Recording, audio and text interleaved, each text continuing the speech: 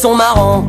Cette année, c'est difficile de deviner dès la rentrée lequel se fera arrêter pour les scouts qui leur a piqué, lequel sera incarcéré pour avoir trop dit. Et moi en bon prof, je suis préparé. Un peu de maths et de français, du kickboxing, du karaté. Tant pis pour la géographie, ceux qui connaissent de l'Italie, c'est juste vaguement les spaghettis et Rocco Siffredi. Au programme de cette année, en français faudrait arriver à lire tout un livre en entier. Mais même d'Armand et Marc Lévy, y'a plus de 100 mots de vocabulaire. On sera toujours à lire la préface même après l'hiver. Et mon voisin me voyant me dira bande de feignants. Alors vous êtes déjà rentrés, vous savez pas ce que c'est de bosser. Avec vos semaines de 20 heures, vous bossez bien moins qu'un facteur. Et dire que je paye tous vos congés. Et puis vous êtes même pas bronzés. Sans copie à corriger, 2-3 Prozac, 8 cafés. Mais je l'entends quand même dire d'en bas, je compte même pas la sécurité de l'emploi. Tu es aux lunettes, c'est mon surdoué.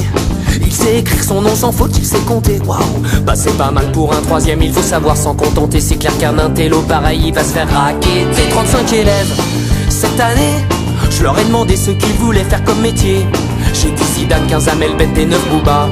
Un original qui veut faire vigiler avocat. Il a dû voir chez Courbet que c'était pas mal d'être avocat si jamais t'allais en prison. Ils croient qu'ils auront leur brevet en regardant l'île de la tentation. Merci pour tout ce que fait pour eux la télévision. Et mon voisin le même qui hier me dira bande de fonctionnaires. Alors vous êtes déjà rentrés, vous savez pas ce que c'est bosser. Avec vos semaines de 20 heures, vous bossez moins qu'un contrôleur. Et dire que je paye pour mon gamin, il a redoublé son CE1. Vite les bulletins à remplir, 2-3 Prozac et 8 Kir. Mais je l'entends quand même dire d'en bas, je compte même pas la sécurité de l'emploi. Les directives du ministère nous imposent faire des réunions plus régulières. On en fait même pour planifier les prochaines réunions, pour décider de ce qu'on peut donner sans risque comme sanction. Fini les notes, de temps en temps faut juste leur envoyer des SMS d'encouragement. L'évaluation c'est pas toi qui l'as fait, eux ils disent si t'es cool. Je préfère encore qu'ils me donnent des notes plutôt que des coups de boule. Impossible de les faire redoubler. Les pauvres chéris, faut surtout pas les perturber. Les programmes, faut les simplifier, y a trop de leçons, ça les assomme. Ils ont même proposé de donner le bac avec la prochaine PlayStation. Et mon voisin, vous le connaissez, me dira bande de surpayés. Vous foutez rien de la journée, vous devez pas être fatigué. Avec vos semaines de 20 heures, vous bossez bien moins qu'un chômeur. Et puis pas de chef et pas de rendement, c'est pas pour ce que vous faites vraiment. Les parents à rencontrer, 2-3 Prozac, 8 grands marniers.